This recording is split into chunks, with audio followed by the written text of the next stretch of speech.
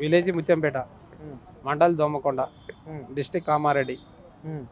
మా తాత పేరు బద్దం బాలరెడ్డి, హ్మ్. Son of Venkatareddy. హ్మ్. మా తాతకు ముగ్గురు కొడుకులు. హ్మ్. మా నాయన పేరు రాజిరెడ్డి. హ్మ్. ఇంకా ఇద్దరు తమ్ముళ్ళు రామరెడ్డి, నారాయణ రెడ్డి. హ్మ్. ముగ్గురికి ప్రతి సర్వే నెంబర్లో నిస్పా ఉంటుంది. హ్మ్. అట్టి భూముల్లో వాళ్ళు ఏం చేసారు కదంటే, ఒక రాఘపూర్ విలేజ్లో 19.5 ఎకర్స్ ల్యాండ్, హ్మ్. 19 ఎకరాలన్నర. దాంట్లో వాళ్ళు చిన్న రామరెడ్డి, నారాయణ రెడ్డి వాళ్ళ కూతుర్లు, వాళ్ళు కొడుకులు వాళ్ళు ఏం చేసిరంటే, మా భూమి అని చెప్పేసి చెప్పకుండా చేయకుండా పట్టా పాస్ బుక్లు కాకుండానే అమ్ముకున్నారు నారాయణరెడ్డి కుమార్ల కింద. హ్మ్. మరియు మా ఇస్సా మాకు కావాలని చెప్పేసి నేను ఆడియో కోర్టులో ఇస్తే కూడా నా కబ్జాలో ఉన్నామని సర్టిఫికేట్ ఇచ్చిండు. హ్మ్. మళ్ళీ రాజకీయంతో మళ్ళీ ఏం చేసిరంటే, దానికి నాకు ఇంతవరకు కూడా పాస్బుక్లు ఇవ్వలే. హ్యూమన్ రైట్స్ కమిషనర్ దగ్గర వేసిన, లోకాయుక్తలో కూడా వేసిన, చీఫ్ కమిషనర్ దగ్గర కూడా వేసిన.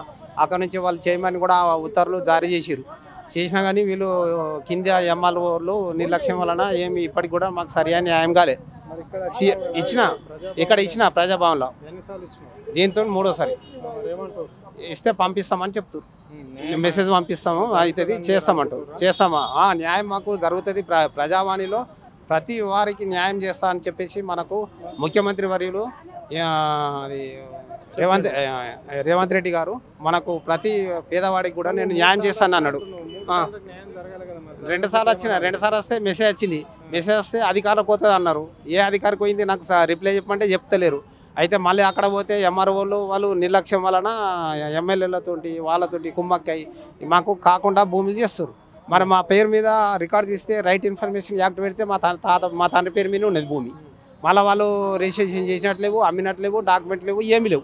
అక్కడ అబీబుల్లా జాగీదార్ అనే భూములు కూడా రాఘపూర్ విలేజ్లో ఒక హుసేన్ అనే పేరు మీద 800 ఎకరాల భూమి వాళ్ళు ఏం చేశారంటే, వాళ్ళ భూములు ఒక్కొక్కళ్ళు 10, 20 ఒక్కొక్క కుటుంబంలో 4-5 కలిసి వాళ్ళ పేర్ల మీద 20 ఎకరాల దాకా కూడా అక్రమ కబ్జాలు చేశారు. నేను రైట్ ఇన్ఫర్మేషన్ యాక్ట్ పెట్టి కూడా దానికి రిప్లై చేసిన, అక్కడ కమిషనర్ దగ్గర కూడా చేసిన, వాళ్ళ దగ్గర చేసిన, ఇక్కడ నుంచి కూడా నా దగ్గర కూడా ఎవిడెన్స్ కూడా తీసుకొచ్చిన. అడిగినప్పుడు చూపించమన్నట్టు.